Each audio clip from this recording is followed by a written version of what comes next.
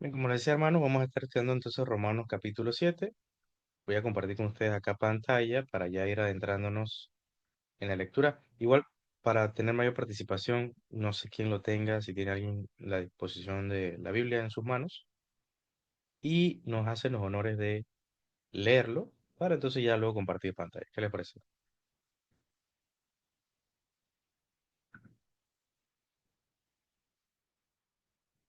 ¿Quién tiene Romanos No, 7? no tengo la Biblia en la mano, así que digo al hermano para ver si Ok. puede apoyar. No sé, John, si tienes ahí. Sí, sí, sí la tengo a mano, eh, sí la tengo a mano. Perfecto. Vamos a Romano, ¿qué? leer Romanos 7. Ujú. Vamos a leer ¿Qué hasta el versículos? versículo 6, no es mucho. Vamos a leer Ajá. el versículo 6 particular. Desde 6 en adelante. No, desde el versículo 1 Ajá, al 6. versículo 6. Sí, correcto. Dice así. Dice, ¿acaso ignora? Dice el analogía tomada en la Torá. ¿Acaso ignoráis, hermanos? Pues hablo con los que conocen la ley, que la ley se enseñorea del hombre. Entre tanto, que éste vive. Porque la mujer casada está sujeta por la ley al marido mientras éste vive. Pero si el marido muere, ella queda libre de la ley del marido. Así que en la vida del marido, si en la vida del marido se uniera a otro varón, será llamada adúltera. Pero si su marido muere, es libre de esa ley. De tal manera que si se uniera a otro marido, no será adúltera.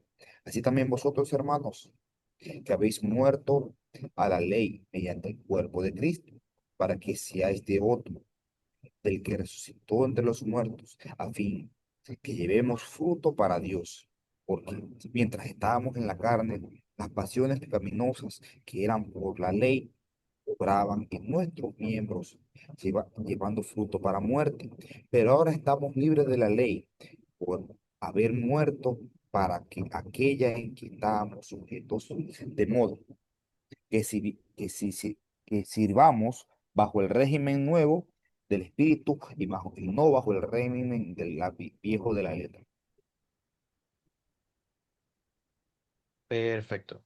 Bienvenido, Lester, hermanos allá. Bendiciones. Estamos en Romanos 7. Igual voy a compartir pantalla para que todos podamos ver el desarrollo del estudio, ir viendo los detalles, indagando en los detalles. Y al final, como saben, siempre preguntas, respuestas, opiniones con gusto. Gracias John por leer. Vamos a compartir acá pantalla. Igual me confirman si pueden ver, pues, sin ningún inconveniente. Ok. Acá me sale que sí sale. ¿Se ve Acaba de bien? salir. Sí, se ve, se ve. Perfecto.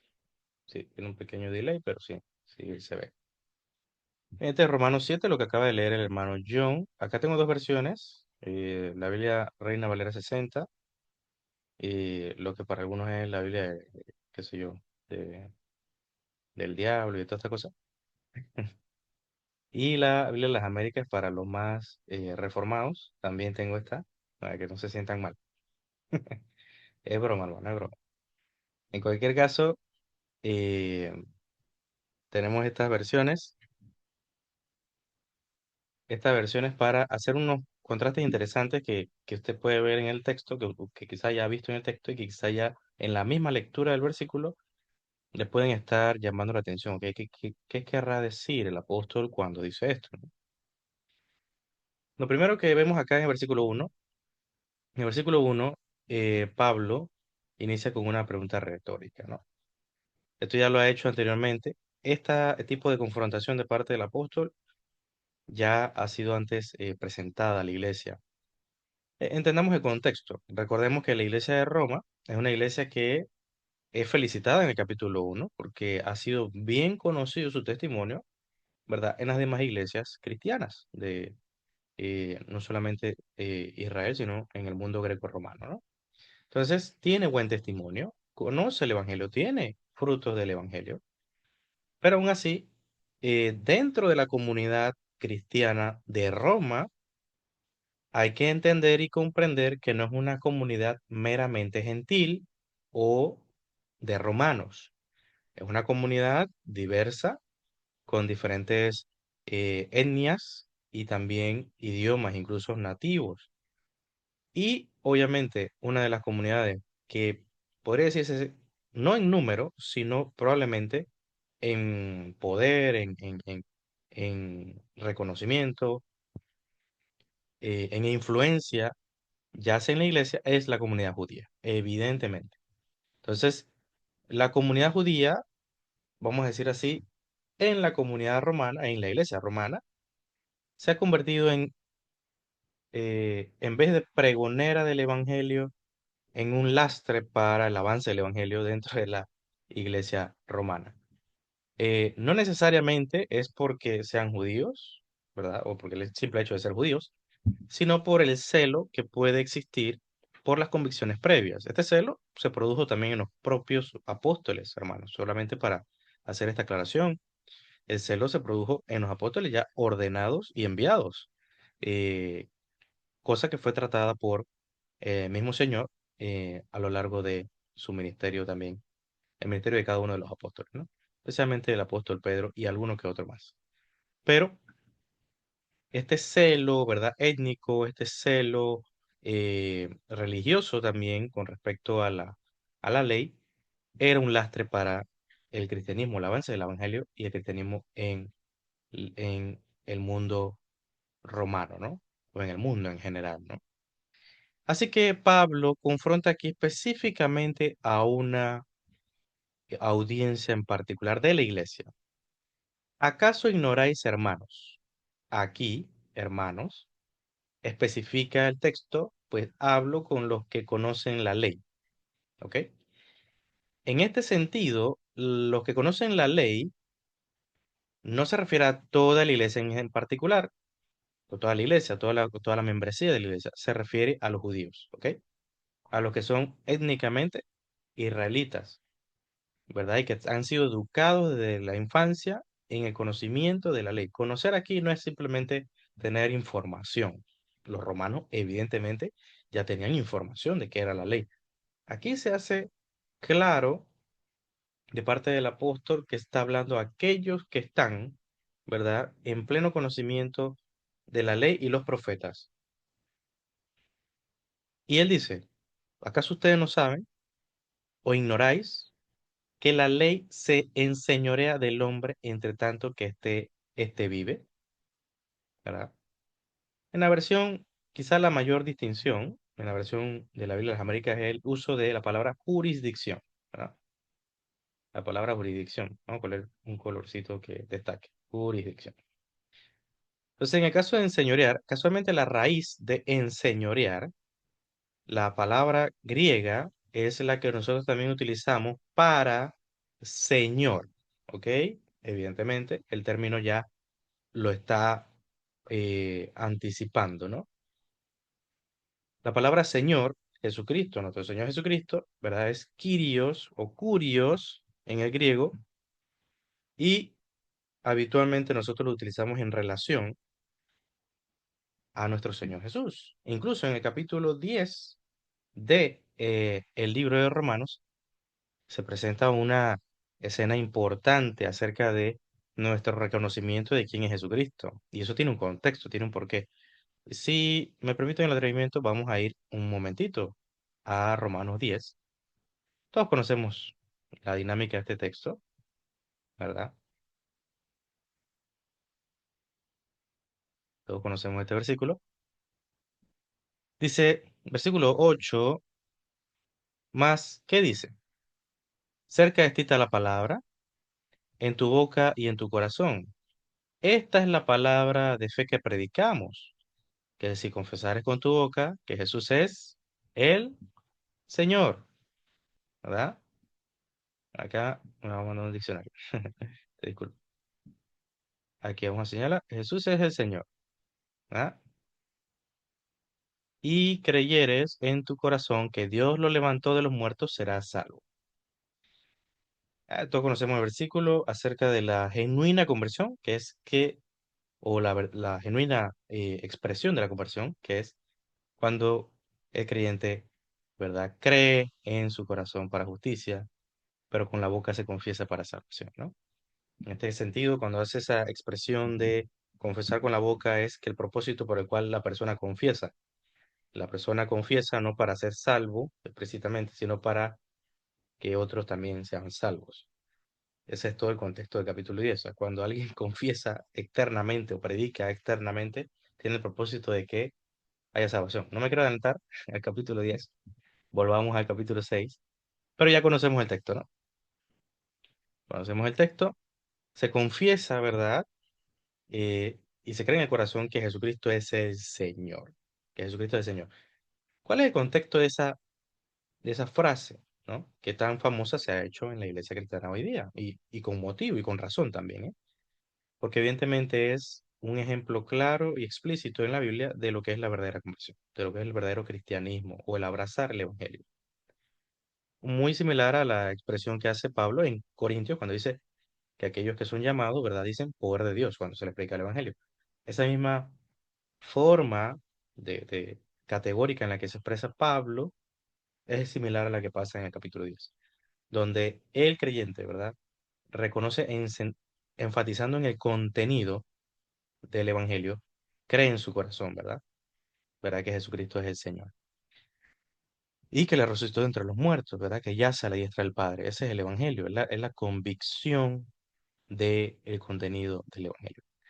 Ahora bien, ¿qué relación tiene esto con lo que estamos viendo acá? La palabra enseñorear. Bueno, que la palabra que se usa acá es la misma que se le expresa en la raíz, su raíz al Señor Jesucristo como Señor. Que continuando con la secuencia que vi la semana, bueno, hace 2 semanas, es importante tomar en cuenta de que aquellos que están bajo la ley son aquellos que tienen como Señor ¿a quién? A la ley. Ese es mi Señor, ¿verdad? Haciendo la analogía que ya vimos en la vez anterior, como un juez, ¿no? A la ley como un juez y a Cristo como un juez. ¿Qué recibimos de cada uno como un juez? Bueno, de la ley recibimos condena, muerte, y de Jesucristo como juez recibimos misericordia y gracia, ¿no? Eso es lo que vimos la vez anterior. En este caso, si lo vemos como Señor, como nuestro amo a la ley, ¿cuál será la consecuencia o cuál será el resultado, ¿no? Y si tenemos a Cristo como Señor, ¿cuál sería el resultado de este señorío al cual nos hemos sometido? Haciendo una analogía de lo que ya viene explicando Pablo acerca de la esclavitud, de la justicia, el ser esclavo de la justicia, el ser esclavo del Señor, ¿verdad? En cambio, ser esclavo del pecado, ¿no?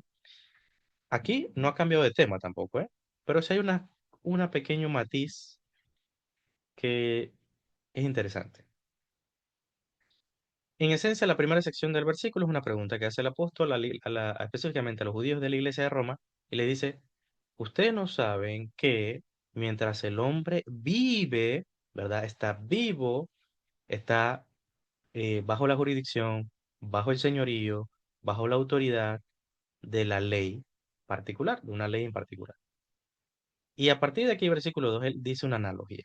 Esta es la analogía del que le da el título al versículo, ¿no? A esta sección de la Biblia. Vamos a colocarle en color amarillo. Dice, porque la mujer casada está sujeta por la ley al marido mientras éste vive, ¿ok? Todos entendemos los compromisos, ¿verdad? Contractuales, tanto derechos y deberes que tienen en dos personas en un pacto. No necesariamente tiene que ser matrimonio, es un contrato comercial, ¿verdad? Entre compañías, empresas o entre personas, donde se deben así a cada uno responsabilidades, deberes, ¿verdad? Y cada uno tiene sus derechos también. Y mientras esa persona, tomando en consideración las condiciones del contrato, ¿no? Pero tomemos en cuenta que las condiciones de esos contratos sean solamente la mortalidad, ¿no? La muerte. Y este ejemplo que hace Pablo es el ideal para eso, ¿no? Porque evidentemente si hay una condición que rompe este pacto, claramente estipulada por Cristo, es la muerte, ¿no? Porque la mujer casada está sujeta por la ley al marido mientras éste vive. En otras palabras, está bajo la autoridad de su marido y se debe al marido. Tiene que cumplir con su marido las normas y leyes, ¿verdad?, que le corresponden a ella. Pero si el marido muere, ella queda libre de esas normas que le debe a su marido, sus deberes, ¿no? Y obviamente aquí no estamos hablando del matrimonio en sí, es una analogía, ¿no? Porque algunos podrían pensar, ¿y qué pasa con los deberes del marido? Bueno, ese no es el punto. El punto acá es que se debe una parte de las dos, o sea, la mujer se debe al marido y a las normas que le corresponden en este contrato particular que es el matrimonio. Así que, si en vida el marido, si en vida del marido se uniere a otro varón, la mujer será llamada adúltera. Sería un acto de traición, ¿verdad? Pero si su marido muriere, es libre de esa ley, es libre de esas normas, no tiene que cumplir más esas normas porque ya el compromiso, el sujeto al que le debía ese compromiso ya no está. El sujeto al que le debía las condiciones del contrato ya no está. Se ha roto el contrato, se ha roto ese pacto, por consiguiente, esta parte ya no le debe, ¿verdad? Pleitesía, ya no le debe eh, obediencia ciega a, ¿verdad?, al marido, porque está muerto. De tal manera que si se uniere a otro marido, no será adúltera, o sea, no será traidora, no será hipócrita, no será mentirosa, ¿verdad? Podemos ponerle el epíteto que queramos, pero esta es la analogía. Y este así también nos deja claro que ahora va a aplicarlo. La analogía de parte del apóstol va a ser aplicada en el nivel eclesiástico y al mismo tiempo soteriológico de la iglesia. Así también vosotros, hermanos míos, habéis muerto a la ley mediante el cuerpo de Cristo. En este caso particular, lo que han muerto son, ¿verdad?, usted y yo, haciendo relación más específicamente el concepto de hermanos míos, ¿no? También está hablando de la iglesia. Está diciendo, habéis muerto a la ley mediante el cuerpo de Cristo. ¿Cómo se dio esa muerte? Bueno, no se dio a través de nosotros, de nuestra fuerza, porque nosotros queríamos. No tuvimos que ir a un campamento o a un retiro en el cual nosotros hiciéramos algún tipo de voto particular o algún tipo de acto religioso por el cual ahora sí hemos sido muertos al pecado, ¿no? O muertos a la ley. Nótese esta particularidad del texto de estos versículos a los versículos anteriores. Voy a señalarlo aquí en rojo, muertos a la ley, pero en los versículos previos, esta muerte no era acerca necesariamente de la ley, sino que hacía alusión específicamente al pecado, ¿ok? Así como la esclavitud también era en relación al pecado. Vamos a leer acá.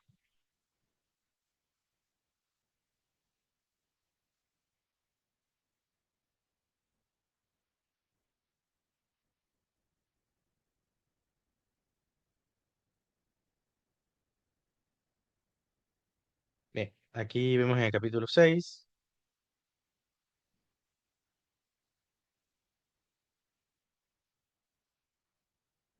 Aquí está.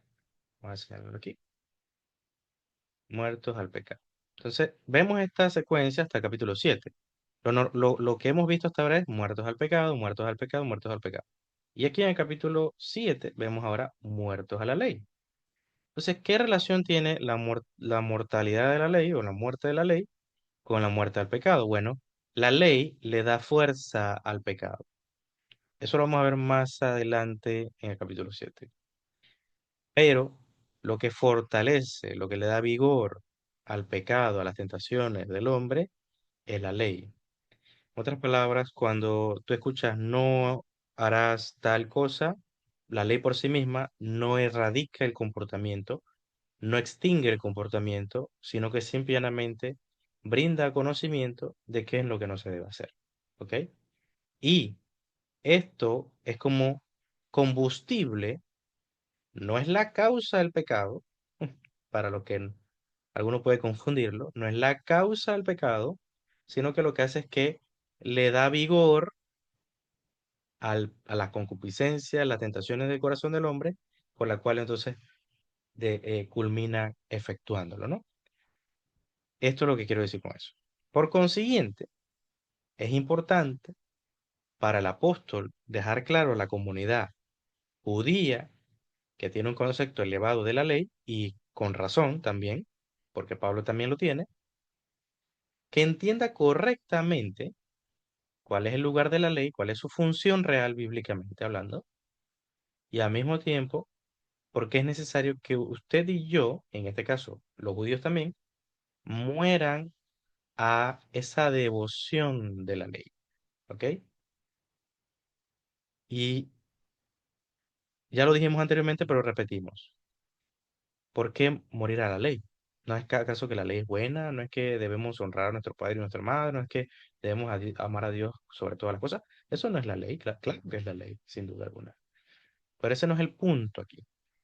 A lo que está tratando de lidiar el apóstol Pablo, recordemos todos los capítulos anteriores, no es que estamos hablando de un tema aparte. Los capítulos anteriores es acerca de cómo el hombre se presenta delante de Dios justo, ¿verdad? Inocente delante de él. ¿Cómo el hombre puede llegar delante de Dios inocente y justo? Bueno, la respuesta que da el apóstol Pablo reiteradamente es solamente a través de la justicia de Cristo que recibimos por gracia a través de la fe. ¿Ok? Eso creo que está bastante claro, pero no por obras. Específicamente, ¿qué obras? Bueno, obras de la ley. Esas obras de la ley no son meramente cosas que usted hace de la ley. No es como que usted ayuda al necesitado, usted ama a su prójimo. No, claro que usted debe hacer estas cosas. Lo que está atacando Pablo no es la acción de la obediencia de la ley. Está atacando la noción de la iglesia, judíos y no judíos, de que pueden recibir el favor de Dios, específicamente el favor salvífico, a través de la obediencia perfecta, entre comillas, de las obras de la ley o de la ley como tal.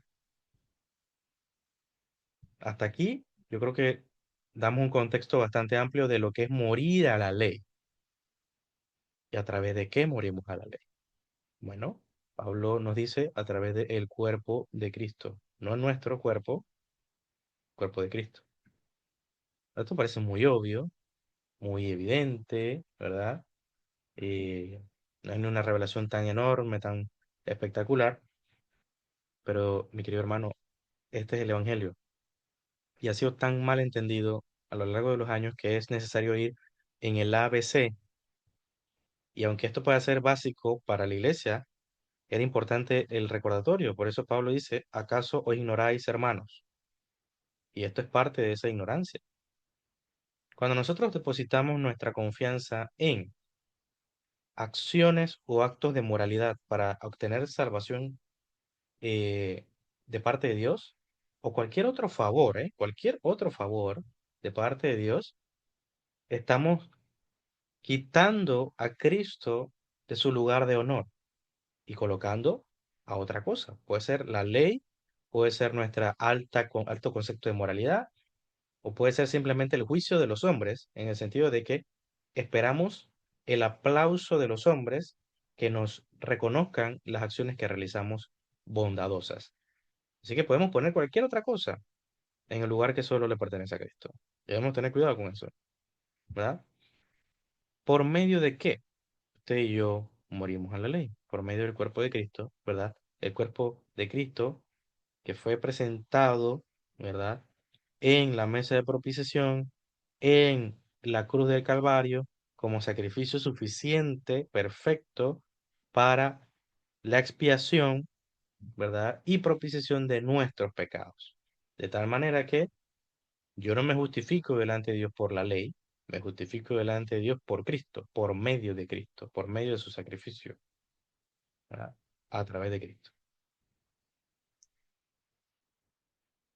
Esto que dice aquí el apóstol Pablo, para que seáis de otro, ¿quién es ese otro? Del que resucitó, ¿verdad? Del que resucitó de los muertos. Ese es Cristo, ¿ok? Ese es Cristo. En toda esta sección aquí,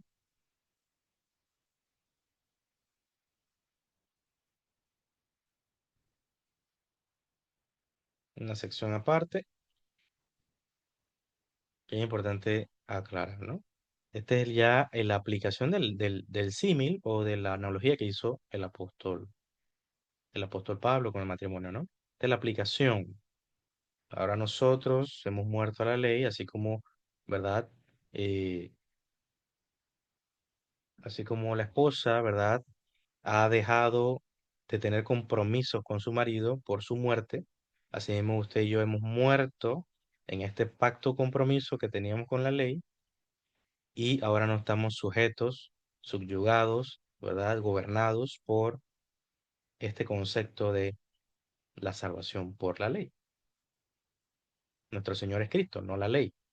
¿Ok? Esto es muy importante. Nuestro Señor es Cristo, no la ley.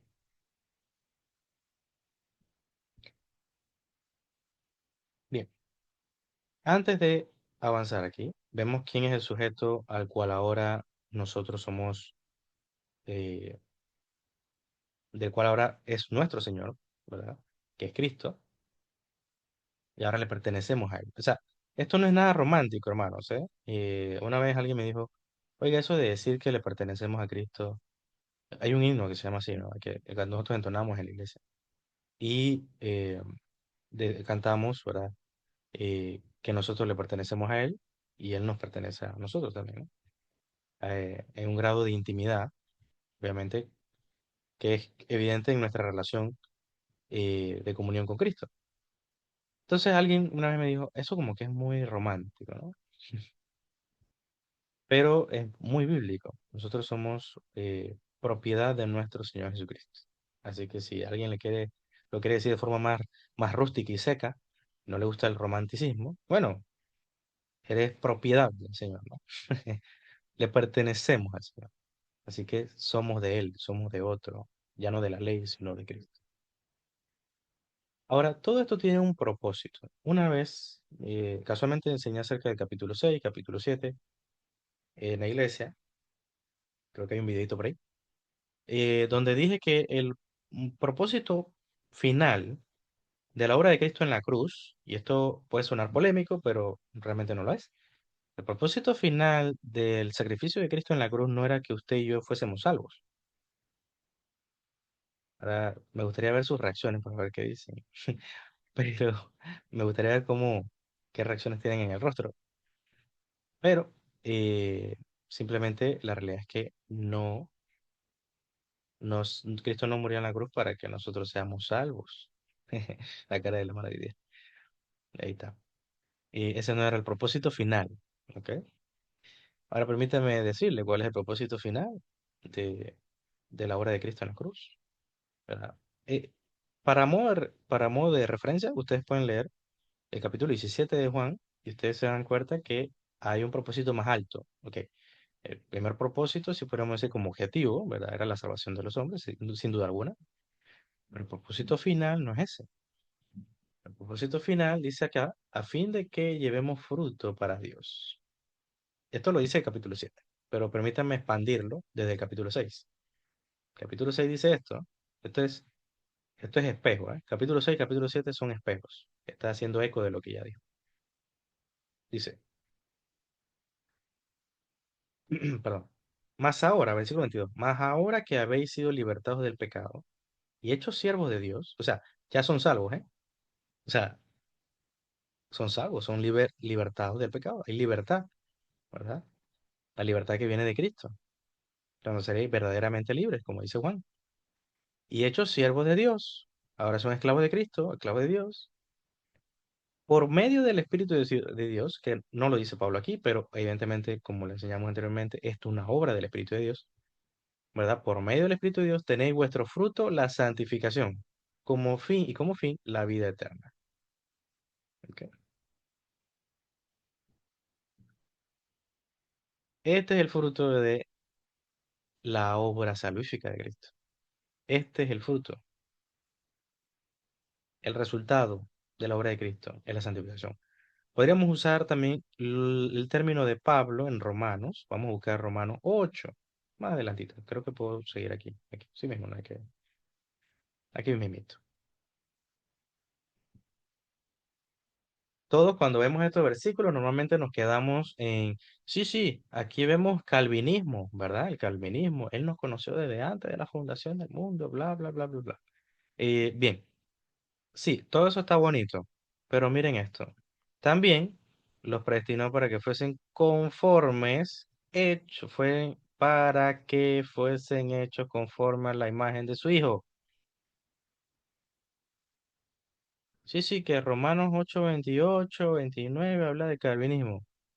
El texto dice que el propósito por el cual usted y yo hemos sido predestinados, hemos sido llamados, nos conoció antes de la fundación del mundo, nos ha santificado, ¿verdad? Todo eso es para que fuésemos hechos conformes a la imagen de su Hijo. El propósito por el cual en Efesios Pablo dice que han sido encomendados hombres, ¿verdad? Ministros de Cristo para la iglesia es para que seamos hechos, ¿verdad? La iglesia como un todo, como un cuerpo, ¿verdad? Crezca, ¿verdad? La estatura del varón perfecto. Ese es el pináculo o el resultado final de la obra de Cristo. Bien, espero que haya quedado claro eso. Pero igual, pueden hacer preguntas al final. Versículo 5. Porque mientras estábamos en la carne, las pasiones pecaminosas que eran por la ley, obraban en nuestros miembros, llevando fruto para muerte. ¿Ok? Y esta es una sección obviamente difícil de digerir, difícil de asumir, porque es como el clásico pero de parte del apóstol Pablo, donde nos recuerda quiénes éramos, dónde estábamos. Siempre es importante, dentro de una cultura que es sensitiva, que le llaman la cultura o la generación de cristal, que en vez de confrontar quiénes éramos y reconocer quiénes éramos, tratamos de forma terapéutica omitir, ¿verdad?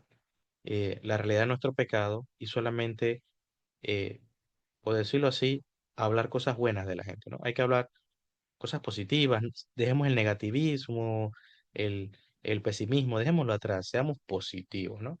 Y el evangelicalismo se ha vuelto en algo terapéutico más que una confrontación de nuestro pecado y la búsqueda de arrepentimiento y fe en Cristo. Entonces, Pablo continuamente nos recuerda quiénes éramos, de dónde venimos y cuál era nuestro estado previo a la gracia de Cristo, al encuentro con Cristo. Porque mientras estábamos en la carne, esto quiere decir obviamente gobernados por los deseos de nuestra carne, de nuestras concupiscencias. Eso es lo que quiere decir. Estamos la palabra en, para el término en aquí, es muy importante porque usted ya no está en la carne, usted está en Cristo. Eso es muy importante. Usted no está en el pecado o en la ley. El concepto en supone, ¿verdad? Que usted está sujeto a ese Señor. Usted es Él, usted es parte de Él. Y obviamente hace lo que le place su Señor. Las pasiones pecaminosas, o sea, cuando se refiere a la carne, las pasiones pecaminosas que eran por la ley, ¿verdad? Obraban en nuestros miembros, llevando fruto para muerte. ¿Y qué quiere decir esto? Bueno, lo que les vine diciendo hace un momento, que es la ley con respecto a la carne o al pecado.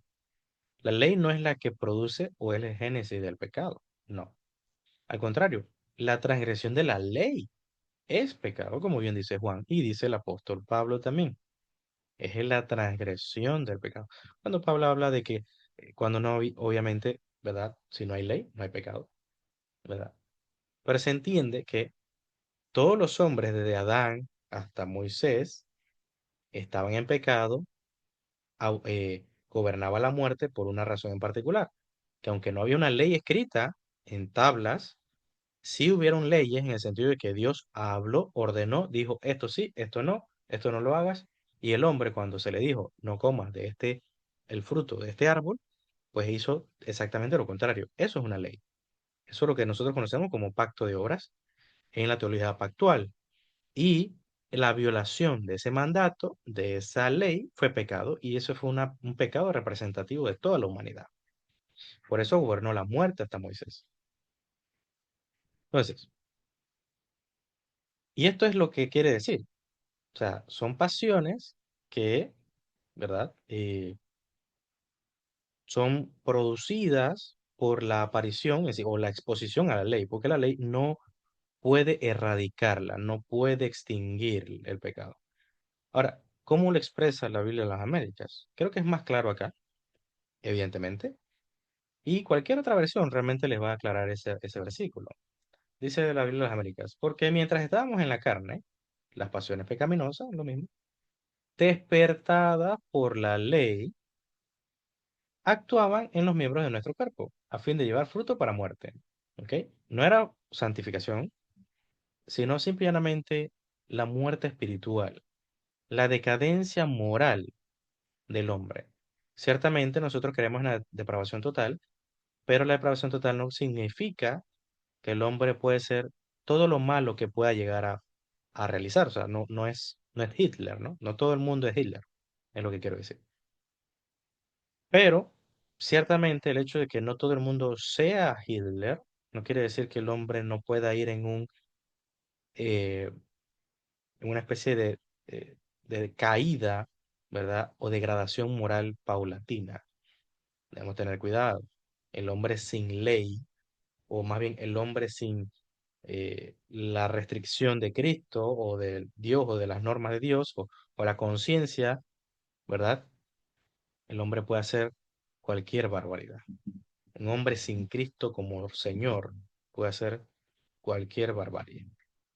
Así que, ciertamente, teológicamente decimos que no todo el mundo es Hitler, pero aquel que no tenga a Cristo como Señor, ciertamente está en un deslizadero hacia la muerte, moralmente hablando. No siquiera estoy hablando de la muerte final, de la muerte eh, en el infierno, que sería el pináculo de su consecuencia pecaminosa, sino me hablo de en esta vida, ¿no?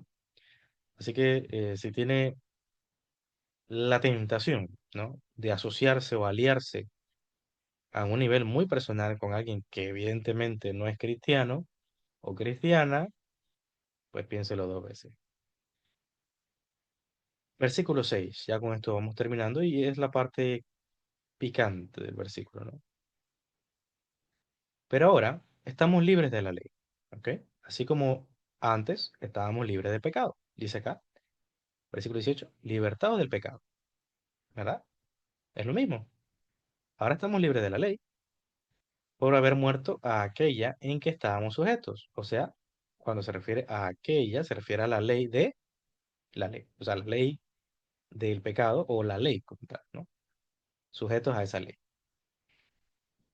De modo que sirvamos bajo el régimen nuevo del espíritu. La palabra régimen me encanta, que es nomos en griego, que es normas, leyes.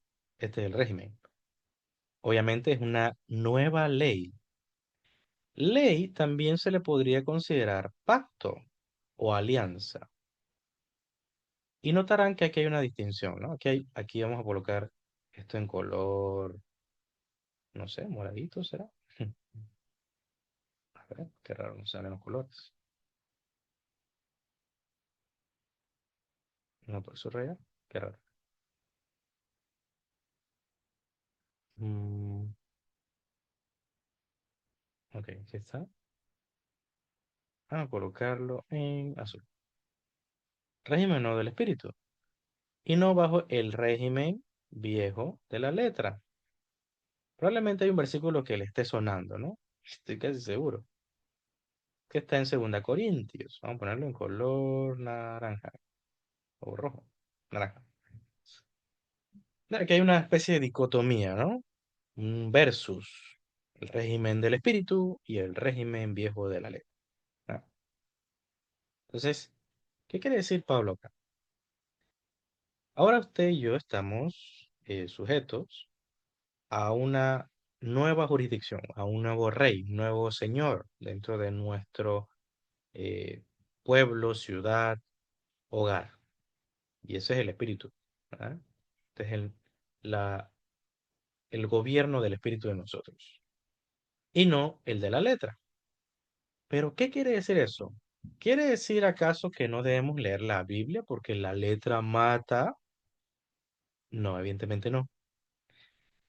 Tal como lo dice el texto, esto, usted y yo estamos bajo el régimen del espíritu, el nuevo pacto que es a través de el Espíritu de Dios, y no bajo el viejo pacto que era el de la letra, y a esto se refiere con las leyes escritas en tablas, en pergaminos, lo que sea, pero escritas no en nuestros corazones, sino en algún objeto. Y ciertamente eso tiene implicaciones para nosotros hoy. De nada sirve que usted lea toda su Biblia, eso sí sí es cierto, eso es cierto. Si lo que está escrito en la Biblia solamente está escrito en la Biblia y no en las tablas de su corazón. No, usted no las cuelga en su cuello como collar, sino que simplemente las tiene en los dinteles de su puerta como adorno, ¿verdad? O los tiene en sus estados de Instagram, de Facebook. De nada sirve que usted lo tenga allí, si no está escrito en sus corazones. Entonces, esto no quiere decir, cuando hablamos de el régimen del nuevo espíritu y el régimen del viejo de la letra, no se refiere a que no debemos leer la Biblia, porque la letra mata, ¿verdad?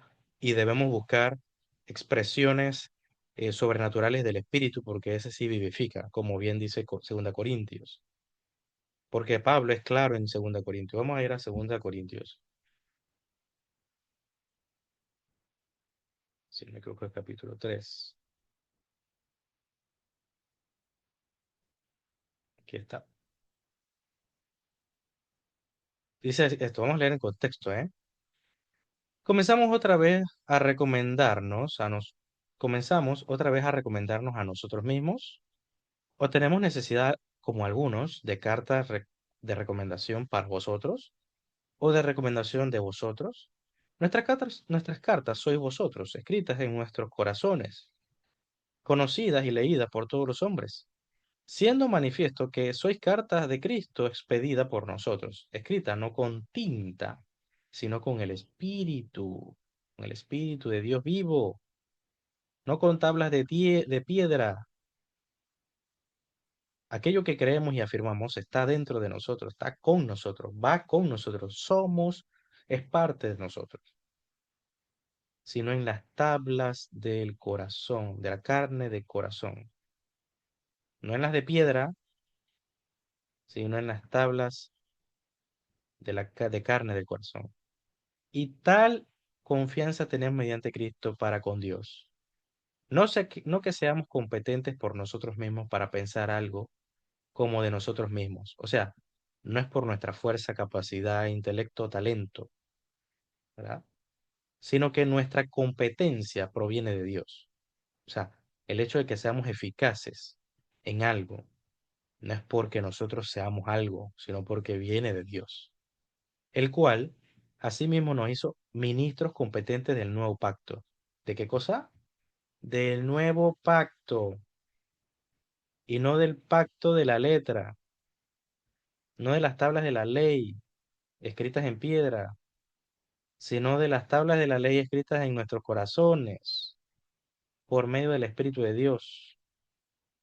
Eso es lo que está diciendo el escritor, sino del Espíritu, porque la letra mata, más el Espíritu edifica. ¿Qué quiere decir la letra mata? Bueno, la letra, refiriéndose a la ley de Dios, no tiene la función ni el propósito de salvar al hombre, sino el Espíritu de Dios a través de su santo evangelio. Por eso el Espíritu vivifica a través del evangelio, que también es palabra de Dios. Ese sí es el propósito de la palabra, del evangelio. Entonces, eso es para vuestra aclaración Y para que no haya dudas, permítame buscar Jeremías, capítulo 31, versículo 31. Vamos a buscar acá acerca del nuevo pacto. Miren cómo fue profetizado la obra del Espíritu de Dios en el nuevo pacto. Y aquí vienen días, dice Jehová, en los cuales haré nuevo pacto con la casa de Israel y con la casa de Judá. No como el pacto que hice con sus padres el día que tomé su mano para sacarlo de la tierra de Egipto, o sea, de Moisés como representación, ¿verdad?, del pacto mosaico. ¿Y por qué motivo ese pacto no tiene ningún tipo de eficacia? Porque ellos invalidaron mi pacto.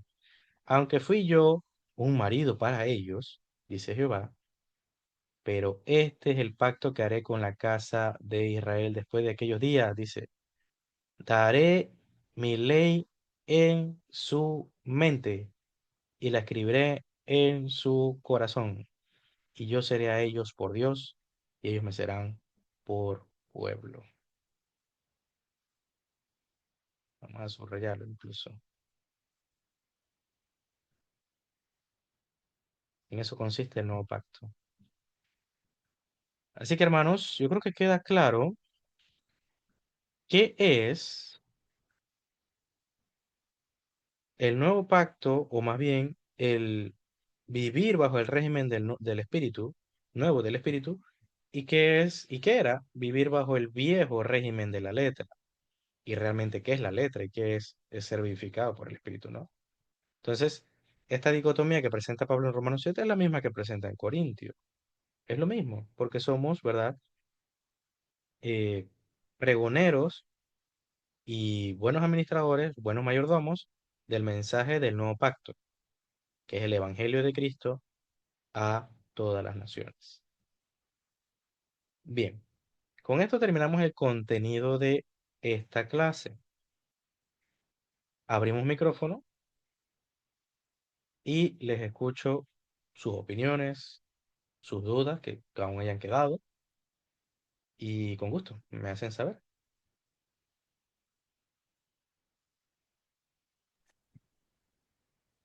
Hermano, Te escucho, hermano.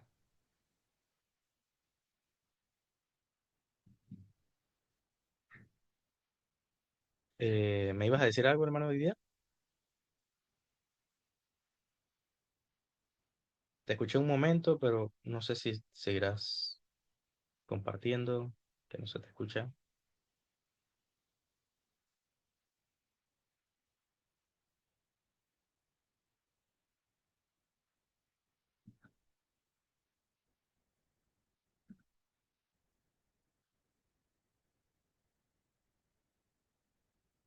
¿Algún otro, bueno, no sé, el hermano Didier, si estará hablando, conversando algo? No sé si pueda ver eso del micrófono. En cualquier caso, cualquier otra opinión, hermanos, debe ser el internet que algún bajón. No sé, alguna otra opinión, algún otro comentario. Estamos a la orden.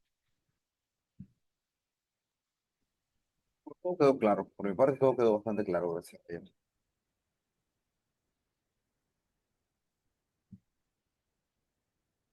Manuel Lester, saludos. ¿Puedes hablar? ¿O también tienes problema de señal? Perfecto, buenas perfecto. noches, hermano. Bendiciones a todos. Amén, Sí, hermano. hermano, todo claro. Muy bien explicado, hermano. Gracias. Gloria a Dios, hermano, gloria a Dios. Qué bueno. Bien, la próxima clase será, pues, la última acerca y en relación a capítulo 7. Es un texto complicado, probablemente algunos ya lo ha leído, igual lo pueden ir leyendo. Capítulo 7, de versículo 7 en adelante, todo lo que queda del capítulo. Y hay mucho debate, muchos encuentros de opiniones, y obviamente lo que haremos en esa clase, pues, es expresar nuestras convicciones con respecto a ese texto, ¿no? Y en relación a todo lo que hemos estudiado anteriormente. No, no podemos separar este texto de todo lo que ya ha dicho Pablo previamente. Y creo que les hará sentido. Les hará sentido si tenían dudas sobre ese texto, si tenían dificultades. La idea es que pueda ser también clarificado como lo fue este. Igualmente, hermanos, recordar, mañana tenemos servicio, tenemos escuela dominical a las 9 de la mañana. Los que puedan, por favor, asistir desde las 9. Y eh, el servicio a las 10, ¿verdad? Los que puedan, también, por favor, son bienvenidos. Y la próxima semana tenemos compañerismo.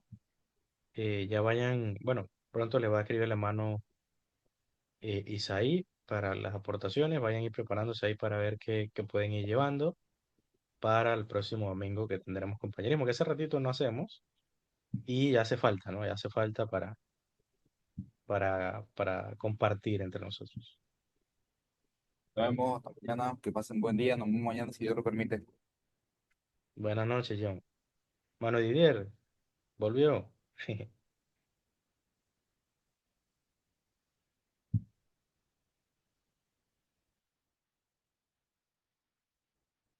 ¿Me escucha, hermano Didier, o tiene dificultades con el internet? La señal estoy está bien mal, horrible. Me imagino, sí. No era señal. Sí, sí, me imagino que es la señal. Me imagino que es la señal que hay bajonazo.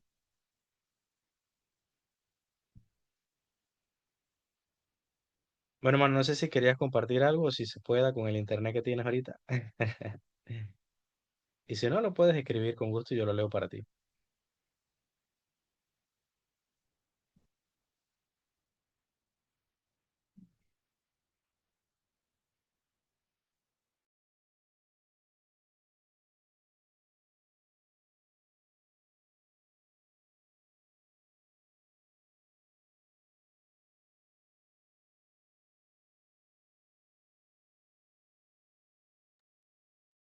Bueno, hermano Lester, vamos a culminar con una oración. El hermano Díaz, bueno, tiene dificultades con el internet. Eso ya es en Chiriquí Grande, pues a veces el internet no ayuda. Así que vamos a dar gracias. Padre bueno que estás en los cielos, santificado sea tu nombre, Señor. Te damos gracias por esta noche que tú nos regalaste. Te pedimos que tú nos guardes, que tú nos bendigas, que sea, Padre eterno, este tiempo en el cual nos proponemos a descansar, sea de provecho para nosotros, para nuestros cuerpos, y que podamos tener un tiempo de descanso reparador.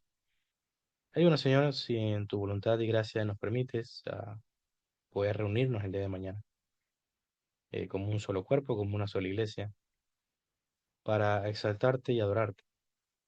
Ayúdanos, Señor, a comprender tu majestad, tu gloria, de tal manera que podamos ser movidos por ti, no por las circunstancias o por cualquier otra cosa, sino por ti, oh Dios, para que podamos reunirnos y exaltarte a ti, Señor. Gracias, Señor, por este tiempo.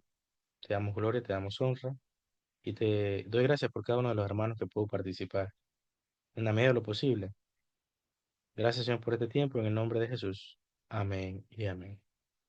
Mi hermano Lester, hasta mañana. Que el Señor le bendiga. Nos Amén, vemos. hermano, bendiciones. Nos vemos mañana si Dios lo permite. Amén, amén. Sí, bendiciones.